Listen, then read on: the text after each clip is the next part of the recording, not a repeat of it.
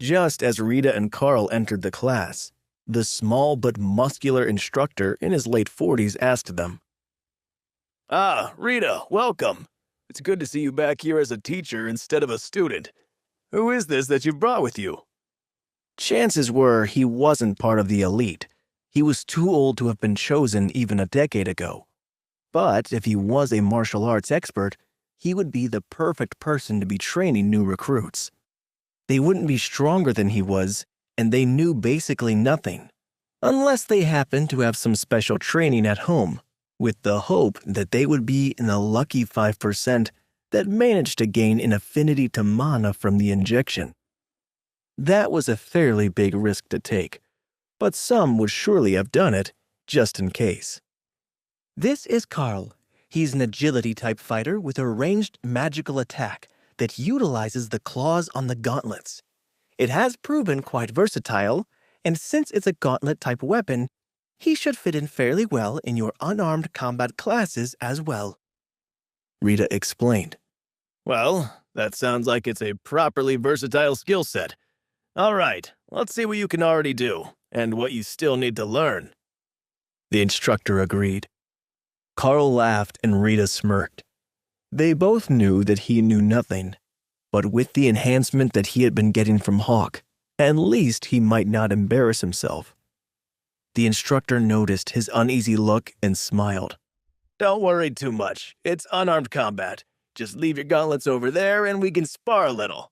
If you're a complete newbie, just do what feels right, and that will tell me what way is best to help you develop."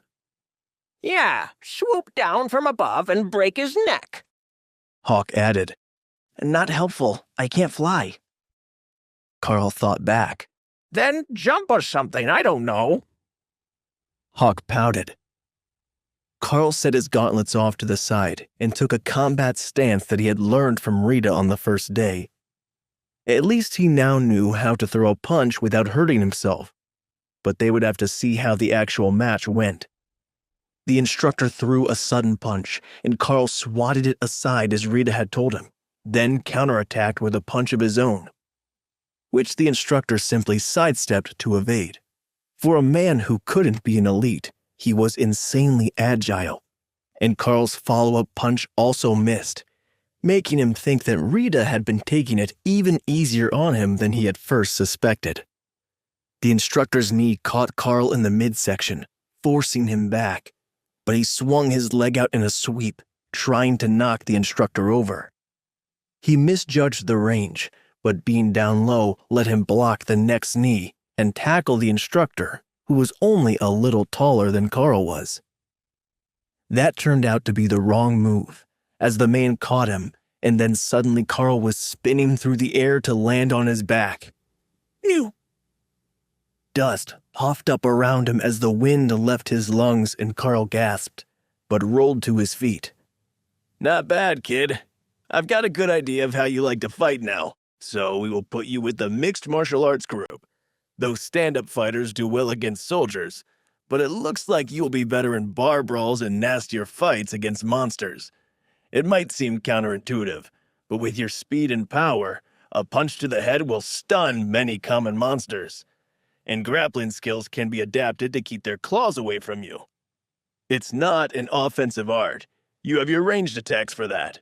But if they get past that, I think we can teach you to defend yourself." Somehow, punching a magical beast in the face seemed like an awful idea.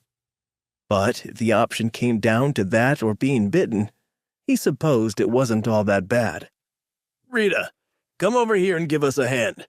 Your student needs to learn the basics of the style, and we've already got an even number of students."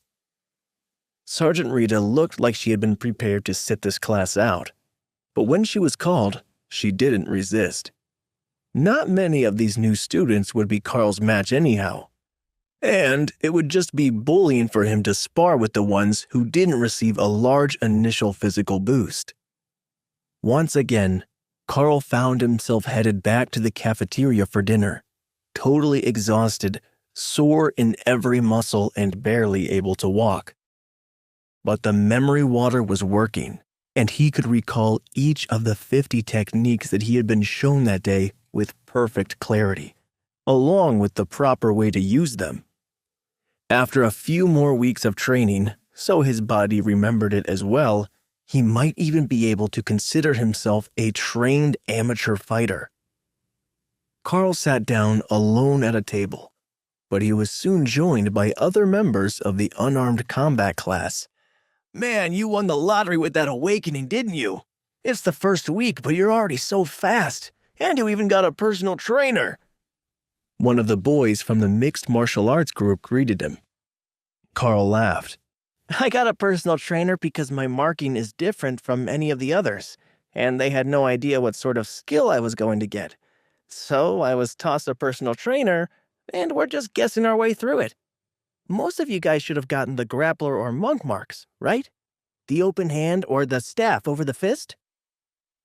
The small group at the table nodded. Yeah, the initial skills are crap, but at least it was easy to awaken. All you need to do is punch something, and I managed that before I even got out of bed. I gave a fist bump in joy and hit the shelf, and that was enough to awaken my mark. Plus, we get a load of extra stamina. Even if we can't get to the most powerful ranks, we can at least go up to be popular with the ladies. One of the other boys laughed. It's better than nothing. But sitting around all day talking about magic symbols like the Mages sounds like much more fun than working my butt off learning martial arts and body strengthening skills. Your head hurts trying to do basic math. You'd never survive as a mage. Another student teased. It has to be easier than getting beat up every day. I'm a lover, not a fighter. The boy complained. We all know you've never done that either, so you might as well learn to fight. Everyone laughed.